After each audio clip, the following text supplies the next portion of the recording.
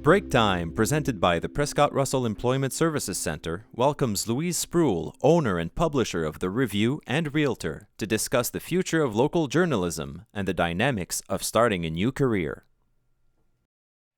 Welcome everyone to Breaktime. Today we have the pleasure of welcoming Louise Sproule, owner and editor of The Review in Vankleek-Hill. So, how does one become editor of a newspaper? How does that happen? Well, it's not that hard to become an editor. I mean, you can get a job as an editor, but to become the owner, the publisher, the person that worries about everything is a whole different thing. And certainly in this time, there are not that many newspapers around, but Right. I bought The Review in 1992. And I had already worked there in the mid-70s, believe it or not, as a high school student. And I just loved everything about it. And it was quite a different world back then. So anyway, I worked there as a high school student. After that, I went off to university.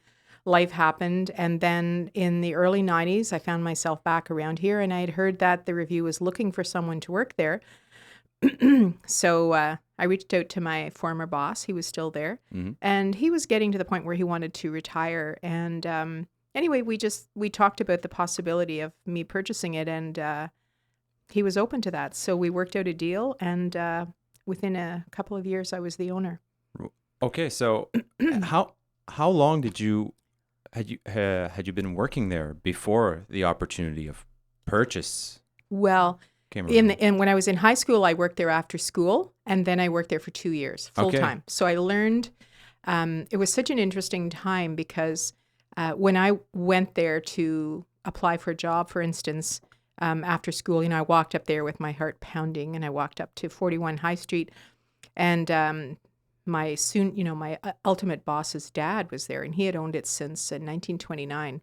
So he wrote my name on a piece of paper, and then he put it on a hook on the wall. Mm-hmm. Like there was a hook full of papers, this sharp little pointy hook.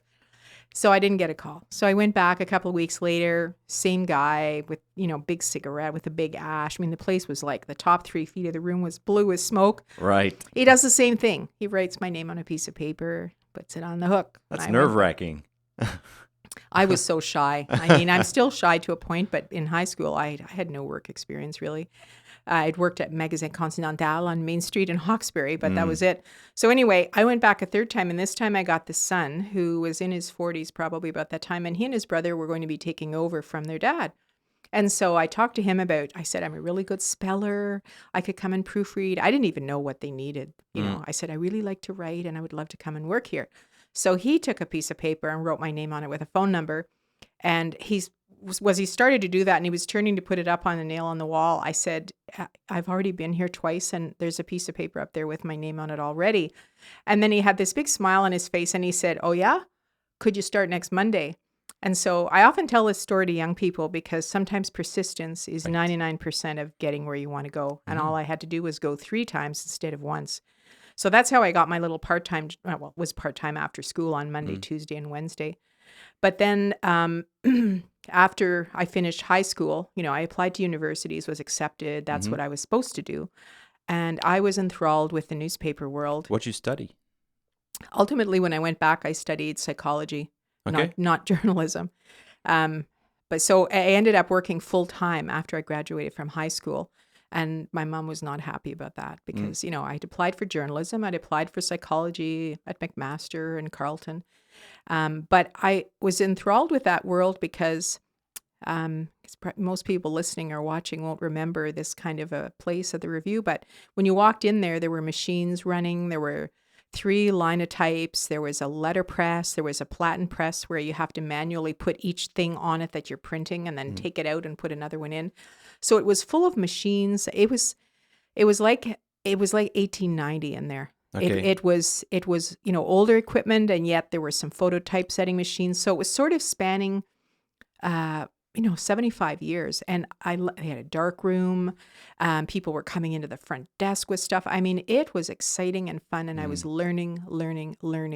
And so I stayed there for 2 years and then thought, really, I should go to university. Like, am I going to just do this forever? I mean, I had no money. I was making like $90 a week. So then I went back to university and I got just an undergraduate, a BA, Bachelor of Arts with a major in psychology. And then that's when I came back. We always call it, working at newspapers is kind of addictive. It gets in your blood. And it's even, I can't even stop talking about it. It's so addictive. But everybody that works in it calls it a tour of duty. Like a lot of people that have worked at the Review or the news world, they go out, they come back. They go out, they come back, because there's something, it's a very changing atmosphere in terms of the work you're doing. I'm not saying necessarily if you're doing accounting, but still, even if you're like doing a clerical job or reception, there's a lot of activity. People from the community are calling, they're reaching out, they want information. You know about news, there's a fire, there's something happening, there's a drug bust. Every day you don't know what you're going into. And we do commercial printing now at the Review and website design, all kinds of things. But it's quite, anyway, so my second tour of duty, I actually came back and bought it. I've got somebody working for me now and she's doing graphic design and it's her third tour of duty at the Review. Wow. And I've had, longtime employees. I had a graphic designer for, I think, 20 years.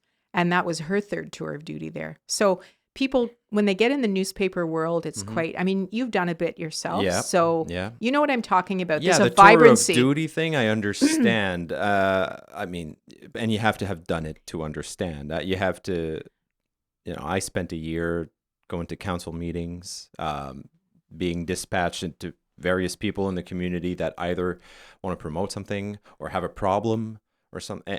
So I get that. Yeah, I understand what you mean. And it does stick with you. Yeah. You learn a lot. I mean, to me, it's the journalists or the writers or the people that work there. It is that your mind has to stay open. If it's not open, you don't learn. You have to ask way more questions and learn way more than you're going to use in a written piece. But that's what gives the written piece, that's what makes it live on paper. Right. Is that there's a brain behind the written word. Yeah, empathy and emotion. Yeah, open-mindedness. And perspective, you can throw perspective about the last 20 years in 3 sentences if the person is informed that's writing it. Yeah, and I think that perspective gains a lot of richness with time. I mean, it does. After you've done that for a long time, I mean, mine grew a lot in 1 year, but it's very modest. I mean, I can only imagine after a few decades of doing this, I mean, you are perspective. Yeah, I do feel about like, but I'm sure, I mean, I know there's, municipal politicians have been around forever and you can ask them any question about their municipality and they have the answer. Yeah. So it's a great appreciation for communities, for people's awareness and for learning and watching change and what's coming and what has been, comparing where a person has been. So it's very, maybe addictive is the wrong word. Maybe it is the right word, but it's like 7 days a week and, it's you're all in, you're all in. Well, certainly as a publisher, you're all in. I think it's the same for most business owners. Earlier you said, at the beginning of the conversation, you said publisher, editor, owner. What's the difference between a publisher and an editor? There's a big difference. Publisher is, they everything's on them. It's their name on the libel insurance policy. It's their name on the newspaper. If anything goes wrong, you're up. That's you. An editor can be someone you bring in who will organize the story list, assign stories, read over all the copy, organize what's going into the paper edition, the e-edition, on social media, on the website. So they're managing the content. So a publisher can be both. I mean, in the old days, they were often one and the same. And then over the years, I have had editors, various editors. Sometimes they're new grads or they work for me for a few years and then they become editor. And that too is a big responsibility because an editor has to know the rules that you can't call somebody, something you can't write stories that are defamatory. You have to read the letters to the editor and in as much as we can verify that everything in those letters is true. Right. And in this day and age, something that I have found a challenge is the volume of information because a letter to the editor might contain, for instance, a recent challenge for me, I have found, were letters to the editor about the proposed Colosem plant. Right. There's a huge group of people, a lot of people are against it. And they have their reasons and they have the research and, we all know what we have read about cement plants. Is this proposed one going to be different? Is it going to follow different guidelines? Is it going to have the truck traffic that people say it will? I can't say for sure that it will or it won't, but a lot of letter writers, very intelligent, are sending me a lot of details and a lot of statistics. So I'm not an environmental expert. No. So you try to temper that and say, I need to know where you got this information, or say it could be, or it may be, or, don't prejudge something. And we've encountered exactly that issue with the pandemic. Right. People who think that it's fake, people who think I'm being paid by the government to publish, the need to get vaccinated. I was saying to your partner earlier that, I've had quite a lot of nasty messages via social media. I'm sure. Privately. And certainly I think I'm trying to do the best job I can. I try to be truthful, try to be reasonable. I'm never trying to get people to panic. That's the last thing I want to do. People telling me I should be ashamed of myself, and at my age, I'm thinking, but I do take criticism seriously. I read it, I think about it, and I think, is there any merit in it? And I try to answer everybody respectfully. Everybody that messages us gets an answer. Well, you have to, because, you deal with a lot of criticism in your job, and not just directed at you. No. It's content that will be published, Yes. so you have to be fair with criticism directed at Absolutely. to you too. And that must be a big challenge, to take your ego out of the equation and not let yourself be destroyed by it. Yeah. That's one thing that over time has become easier. Okay. I certainly, in my early days, I'd get criticized for some story that we wrote, and I was just like devastated. Like I couldn't sleep at night. But now if you make a mistake, you try to fix it as quickly as you can, make sure that it's accurate. Someone differs in an opinion, that's okay. We don't, they always say if you're a publisher and you retire and you have not made any enemies, you have not done your job. Right. Like if a local restaurant, is selling bootleg alcohol and we write about it, that's not going to make that restaurant happy. Nope. And that restaurant might be an advertiser. It's the same thing with a proposed cement plant. Like I'm not deciding on what we write based on advertising dollars. You have to, in a way, I know my mom said to me early on, she said, I don't know how if you criticize a municipality or they've screwed up the taxes or something, she said, I don't know how you walk down the street after you write what you write. And I think for anybody that would ever become a publisher, you do have to find that persona that is almost, I know a local mayor said to me one time, you're like the community conscience, which I thought was an amazing compliment. I didn't let it go to my head, but you try to be an entity or an oversight that is looking at information, and you want to be a thought leader, but at the same time, you want to look at things from all angles, because I don't have all the answers.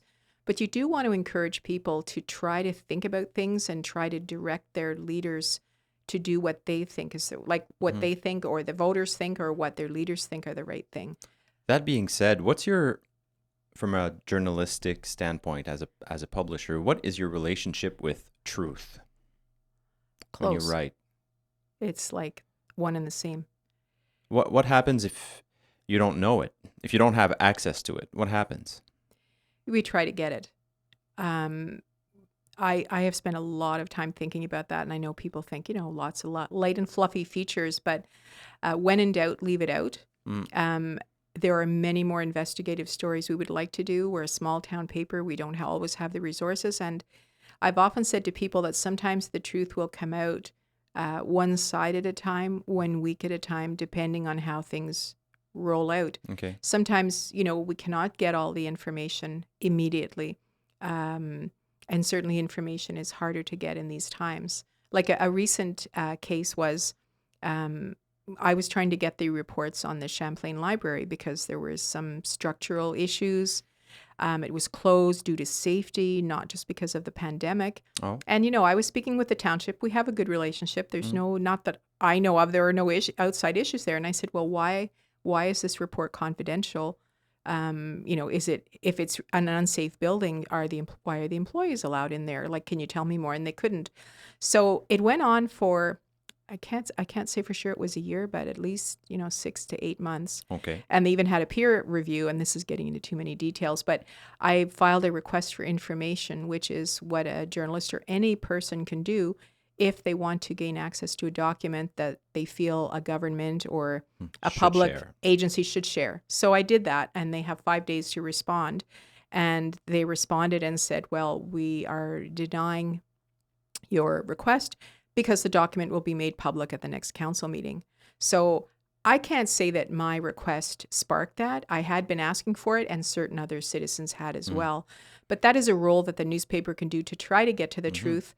And always, I mean, to me, it's very important. Getting at the truth is not with the hidden agenda of making someone look bad, getting even with somebody because for whatever reason. The truth or the story should just be that. That's what I'm saying about the entity is you kind of withdraw your personality from that and you just say, well, these are the facts. This is what we know. This is what we don't know. This is not confirmed. I mean, that's the way. The only thing we can take with us to our graves is our reputation. And if I've done an error of an error of omission or something like that, it's certainly not malicious. Like I've often someone will come in and say, you wrote that story because of this, or over the years, I don't get that kind of thing every day. And I say, well, do you really think I'm going to wait 25 years, build a reputation, and then throw it away on a cat shelter story or something crazy? Why would I do that? How bored do you think I am? Yeah, but it's about relationships, about Yeah. people getting to know you. And again, I think, well, maybe the story could have been more thorough. Maybe it does look that way to you, but that was not the intent. And so maybe we could have done a better job. Maybe the story didn't say enough about one thing or another. So you're that's why I say, coming back to learning and improvement and growth, that you have to be prepared to learn, I think, all the time. You still go out and cover events as a journalist for your own paper. You still do that? I was doing that. Well, during the pandemic, there haven't been that many events. Fair enough. But I before the pandemic, I started studying to become a realtor, which surprised a lot of people when I finally announced it. And during the pandemic, there were a few delays. Like I was just about to write my final exam. The whole course had been online. Everything was fine, but you had to go do your exam in person. So, something like 8 days before my last exam, everything shut down and they couldn't do it. So it took them 2 months to move the exams online with like 2 cameras to watch you as you do your exam at home or wherever. So I lost 2 months there. And then with, the early days of the pandemic, advertising just fell through the floor. Like it was scary. My staff couldn't come in. We were declared an essential service. And so I thought maybe it was a blessing in disguise because it wasn't a good time to sort of step away from some of the parts of my business. So I really kind of set that aside for most of 2020 and just kept trying to we changed our page size of the review. We changed from printing every week to printing on weeks 2 and 4 of every month. And I always say it that way because it's not every second week, it's weeks 2 and 4 of every month. We did a lot of reorganizing at the review. And then ultimately, as I started thinking about, well, it's time to, go ahead and apply for my license and find a broker to work for. That's when I hired an editor again. And I've had, as I said, I had many years where I did have an editor. We used to have 3 full-time journalists at the review, but newspapers everywhere have reduced their staff. They're using more freelancers. So, with a bit of pain, I handed over a lot of responsibilities to the editor. So I don't read every single word that's in the paper before it gets to the paper anymore. But anyway, right up until very recently, I mean, before the pandemic, I was still going out covering events. I mean, if I'm sitting at work and I have a real estate office in Hawkesbury, but I run my real estate out of the review pretty much. But if I'm sitting at work and, somebody messages me, there's a fire on concession 10, like I'm out the door to go get it if I'm closest. But, it's, I still have, I'm still at the paper, but I'm just not I'm not holding the ball on everything anymore. This new real estate venture you have, I want to get back to that later for sure. But before we do, I have some fun questions for you. Okay. All right. So,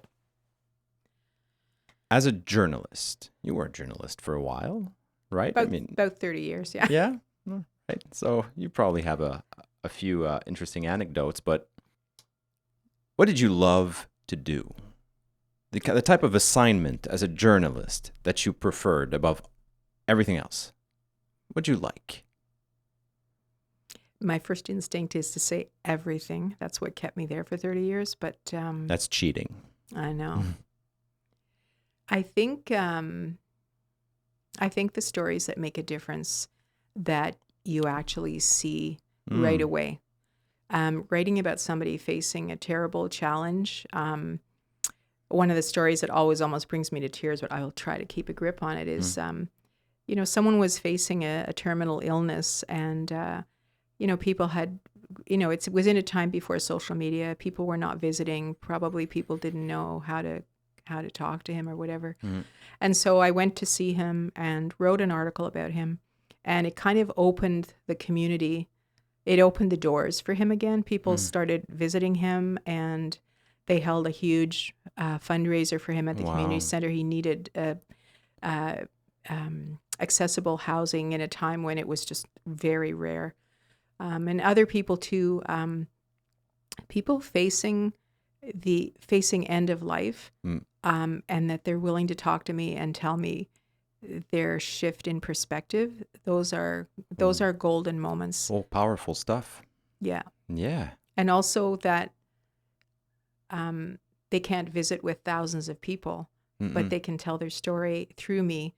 Immortalize it. And they trust me enough to do it. I mean, it's a great honor, really. No matter what the story is. It is. The trust, that's what I'm saying. The truth and trust and integrity, they're all tied together. If someone, I mean, you've done journalism, the idea that I can pick up the phone and call anyone and say, I would love to come and talk to you about fill in the blank. Sometimes people say they have to think about it, but the fact that people know the paper, they've read what I write, and they're willing to just say, come next week. I mean, imagine it, that they trust you enough to say, I will tell you anything you want to know. In 1 year, no one ever told me no. No one. It's incredible, isn't it? I was very surprised. I didn't expect that. I knew nothing going in, so I mean, I would have been surprised by anything. But that, no one ever told me no. I know. They were all very excited about that, just interest. Yeah. Right? Well, people, and we all love. Look at me. We all love to talk about our core ember, the thing that we love to do that gives us a reason for living, the thing that makes us feel good. So, talking to someone about being a race car driver, talking to someone about skiing down the slopes and opening the Olympics, with holding the torch in their hand, those are people's high points in their life. Yeah. And the fact that, they get to talk about it is, makes them feel good. And I always feel trusted when they trust me to tell their story. Of course, these days, publishing digital first, stories are on the website. If I'm writing a story about something really complex, like someone's invention that involves microbiology, I'm probably going to send them a link to the story and say, could you read it over before it goes into print to make sure, that's fair. Everything lines up. Why not? We can do it. So the olden days, journalists, we had such arrogance when I think back, we don't show anyone a story before it's published, and it's, and I thought, why wouldn't you? Why wouldn't you do the human thing and say, no stress, read it first so that you know what's coming, instead of waiting for the paper to go, oh my God, I said that, Yeah, fair enough. But it's much easier now. Well, yeah. Click, done. Yeah. Yeah. What about future journalists?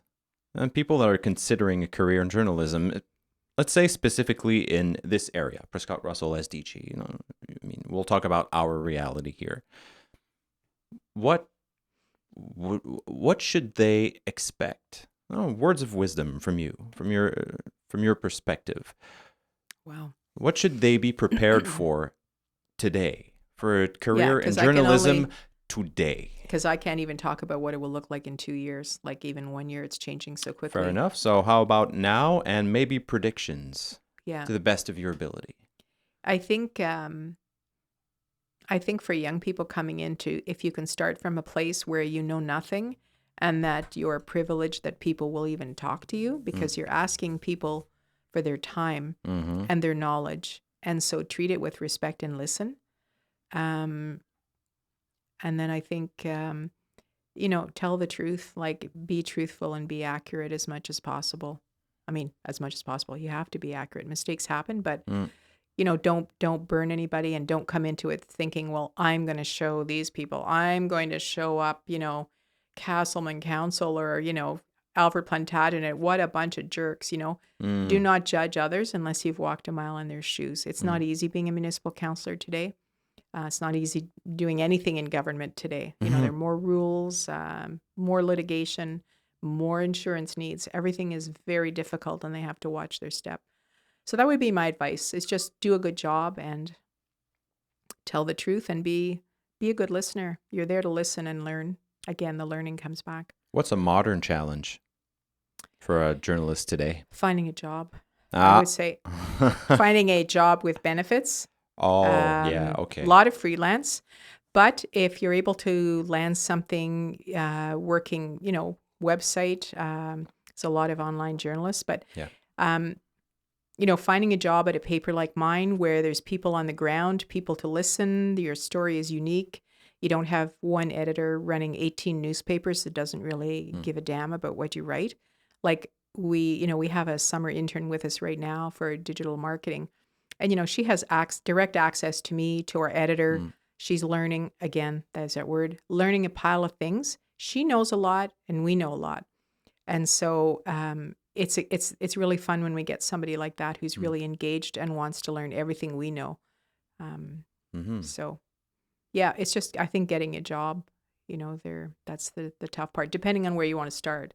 Right. Everybody's not going to walk into a daily newspaper and get work there. So if you start out and you think, well, I want to work in a smaller community, a smaller city, and learn and make a difference, then you're going to have a good life. But speaking of jobs, so you were talking about real estate. You recently made a move towards real estate. How did that happen? That's what I'm asking myself these days. Right. Yeah. How did that happen? Is it something you've been considering for a while? Was it a lifelong dream, or did it just happen organically? How did that happen? Yeah. I've thought about it a lot over the last 20 years. I kind of in the back of my mind, I thought I might be good at that. I know the area. I love houses, and my problem is, of course, is that I like to do everything, and it's the same problem with how I run my businesses. I like work. I love taking the photos. I like doing the videos. I like staging the houses. I like saying, this is the best shot. This is the best time. This is the best light. And you can't do everything at any job pretty much. But I've spent a lot of time introducing people to the community, telling them about communities. People often reach out to us first when they move here or before they move. Where can I find a house? Where's the best community to live? So I'd always thought of it as something to do, maybe post-review or, whatever. So I just started taking the course, and I thought I might as well take the course and at least be ready, because effective, I think it was the fall of 2019, they moved all of real estate training online for the first time, if I'm correct. And it's all through Humber College. So it wasn't, I would have had to go to an actual classroom prior to that. So this way I could do it online. Okay. So I started then, not knowing, the market chaos that was about to hit our region. Right. So yeah, so I just thought, I'm really enjoying it, and you meet a lot of people, and but it's I can only describe some days as very chaotic. Offers come in, and I guess it's always been like that to a certain extent. But I only got my license in the spring of this year, but certainly during the pandemic, it's been a real frenzy. I mean, everybody's been talking about it in the area, like houses going for over asking, creating in effect the result that some local people can't afford to buy a house in their own hometown. It's been all over the news. And just recently, there was a story, and I'm not sure if it was CBC or CTV, that 50% of people who were looking for a home in Ontario, I may have this wrong, are looking outside the province because they can't afford Ontario.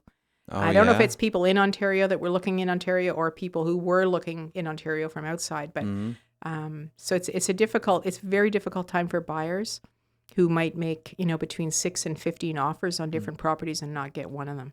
I know nothing about real estate, nothing at all. And for the past, 6 months now, we've been hearing about a real estate bubble, and house prices are really high and all that. Why is that?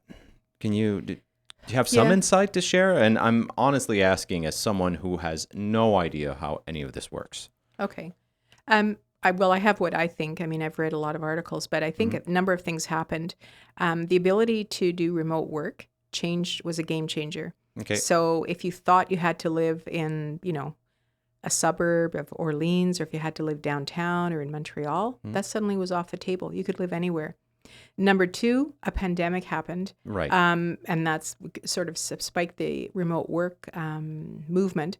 But if you were in a condo or in a high rise in a city or even in a suburb where the parks were all closed and you couldn't even find a place to go for a walk in the country, suddenly moving maybe an hour away became very, very interesting. And so more people were looking for rural properties or small town properties. And the same thing happened in Toronto. People were looking beyond the fringe. But here in Eastern Ontario, we have been in kind of a no man's land for some time. Not that we haven't had development and growth. My opinion is that we were just too far for some commuters. I mean, a lot of people would commute maybe if they had to go in 3 days a week. But we didn't have, north of Toronto, it's a nut house of development, and it's sometimes more than an hour from Toronto, but that never happened here. It did in Orleans, and it started to trickle into Limoges-Embrun and then Castleman. But now, I mean, we have a 330 property development happening in Vankwick-Hill over the next 15 years, and 2 other ones.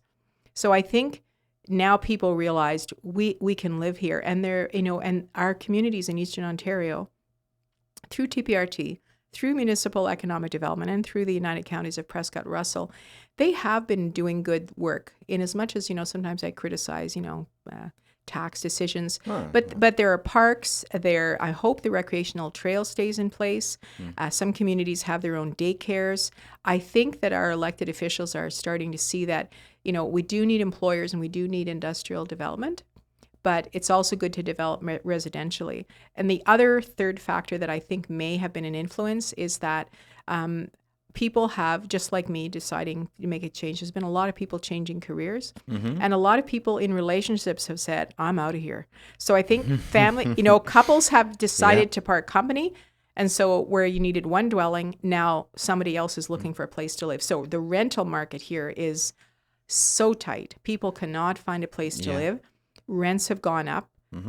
There has been a rent freeze, but if someone vacated an apartment, rents have gone up. Yeah. And actually, there's 4 things. Landlords who had investment properties and were renting and everything was copacetic suddenly thought, crap, I can get like 30 to 40% more for my property. I'm putting it on the market. Instant people looking for places to live. And that's another thing that created a shortage. So sometimes people said, well, screw this. I don't want to have to move out of an apartment ever again. I want to buy a house. So more people in the marketplace looking for houses. Fear of the next quarantine. Shall I be spending it in this Where do I want to be? 1-bedroom apartment? Or do I want a garden I can play with on those days where I can't do anything else? Absolutely. Yeah. Yeah. What about short-term rentals? Did you think those, they're becoming very popular? I mean, I take advantage of them once in a while. I mean, Airbnb is great. Yeah. But do they have an impact on all this, you think, on the pricing? Well, I can't remember. It's either this, I think it's the city of Ottawa is about to or has passed legislation preventing people from buying a property and running it as an Airbnb. They have passed legislation, and so the hotel business is like super ecstatic because they were being kicked in the ass. Oops, but so you have to have an Airbnb unit at your main residence. You can have it as an addition or whatever, but you can't buy a duplex and run it as an Airbnb short-term rental. Wow, that's a big decision. Big decision, and they say it's coming because Airbnbs have skyrocketed because. First of all, as a landlord, if you have somebody staying there for 2 nights, it's a lot less wear and tear than if you have someone living there. Obviously. And you can charge more. You know, you can have 25% occupancy and make more rent than you would if someone was living there. Yeah. I mean, I have an Airbnb suite at the back of my house, and it has been rented by it's a short term. It was an Airbnb, but now short term, but long term, like a 4-month stay, a 6-month stay. Because when the pandemic struck, I mean, people canceled, and I thought, I'm not having people coming in and out of here. And in Quebec, I think there was a mandatory closure of all Airbnb units. I have a cottage over there, which was on Airbnb, but that was off the table for the summer 2020. So I think that's another thing too, is short-term rentals are a great way for people to try out a community before they live there. People are traveling and working, like the medical profession or people on contract. So I think that's something that our local community, our elected officials, and anybody else should look at. You talk about intensification of housing. If I've been showing a lot of properties to people, maybe they're single, and sometimes you go in and you say, you could put a door in here and have another unit in the basement or have another unit here. Mind you, it has to meet municipal requirements. I'm not telling everybody to create a second dwelling. Obviously. And in a basement, for example, the windows have to be a certain height, a certain size. But I'm just saying, for Airbnb, for instance, Brownsburg, Chatham, Airbnbs are not allowed in that small town. But in the rural part of the municipality, they are permitted. But you cannot have them inside the village itself in Brownsburg. My parents have a secondary home in the Laurentians. Okay. And I learned recently that there's this new bylaw there for short-term rentals, and it works in a rayon. So basically, if there's one, then 1 kilometer around there can't be another one. It's something like that. So it works as it's not. It's kind of a limitation, so that they don't use it. It means they won't soak up all of the rental opportunities that are longer term. And for people that, let's say, own a small cottage on a small street somewhere, the cottages on this small street can't all become that. Correct. Once there is one, there is one. And because they've shown that, neighborhoods can go to hell in a handbasket pretty quickly. I mean, if you've got 5 Airbnbs with major parties happening. Man. Yeah. And it's happened in Ontario communities, which is why some legislation. Quebec is different. If you have a property on Airbnb or a tourist home, you have to join the CITQ. Or you're supposed to. Okay. And if you have a house, it becomes a tourist home. You get a number. And you have to do some paperwork, upload the pictures, indicate your fire plan, if you've got fire extinguishers, CO2. So some people are not registered with them, but you're supposed to be. And it kind of shows that you're doing your due diligence. And they can do a spot inspection. I was going to say infection. Guess what's on my mind? Spot inspection. But obviously not when people are staying there. I mean, they just mean they call and say, can we come in the next few days? So that's a good thing, but it costs... I think it's over $300 a year, at least for mine. I think it goes by the square foot. And in Brownsburg, Chatham, for example, which is where my property is, you have to get a permit to operate an Airbnb from the municipality, which is $25 a year. Yeah. In Champlain Township, there's no Airbnb permit. And I suggested, even though I have one, one of the councillors said, you mean you want us to legislate the thing that you're doing? And I said, well, I think you don't want the whole street to be, I said, somebody from Toronto could come. I keep saying Toronto. Somebody could come and buy 5 houses in Vankleek-Hill on the same street, and then it's data party time, data. So I think it's a problem in some, Prince Edward County. There's some areas where they're really touristy, and a whole street just becomes, people are holding a wedding at a house that has 2 bathrooms. Anyway. Not that there's anything wrong with a wedding at a house with 2 bathrooms, but if you have 100 people there, maybe it's going to be a bit noisy for the rest of the people that live on the street and the parking and. Yeah, if you invest in a home for your family on a small street like that, And everybody's heard. You don't expect this. Yeah, and everybody's heard the horror stories about Airbnb, but touch wood. I hope that's wood. I've only found it to be a very positive experience. For me as well. Yes. I don't own one, but I've been a client or customer, and I love the idea, but I can see, and it's just because I've been hearing about it so much in the past year, and it's a fascinating issue. I don't think anyone saw coming. So. No, and especially you think that there wouldn't be that many more people needing a place to live, but it feels like that. When did you officially become Is it real estate agent or realtor? What's the right term? Well, let me tell you about real estate. There's a gazillion rules. So I can boy. now call myself an agent, Okay. a sales representative, or a realtor. Which one do you prefer? Doesn't matter. Doesn't? No? No, realtor sounds more official, I guess, but Yeah. a sales representative, I mean, who wants to be a sales representative? Exactly. I shouldn't say that. Come on, there's nothing wrong with being a sales. But realtor sounds like. Yeah, but I'm not realtor. a broker.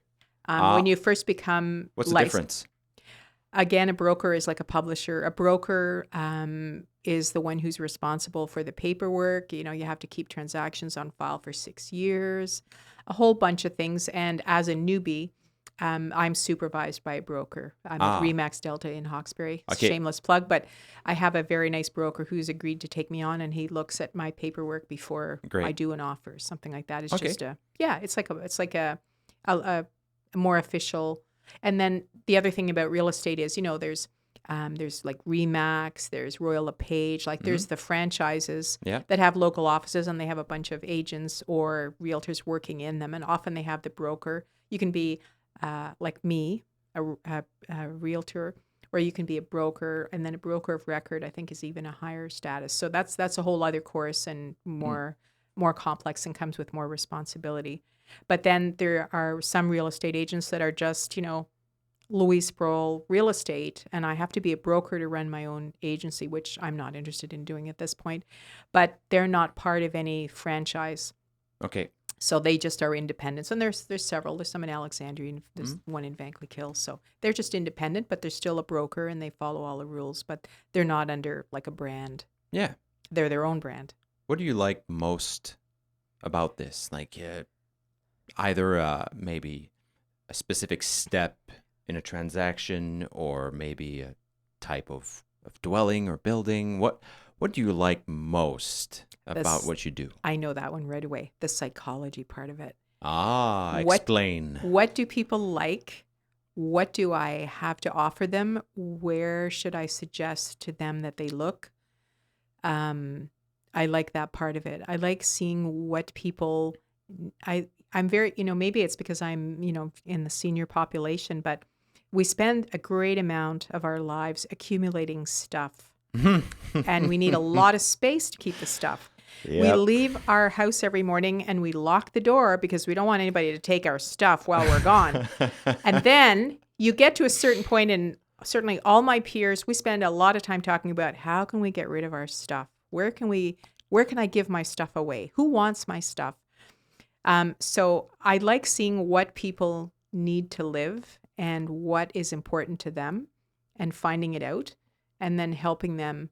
You know, I'm helping a man right now he was in a condo in Montreal, and he wants to come to the country.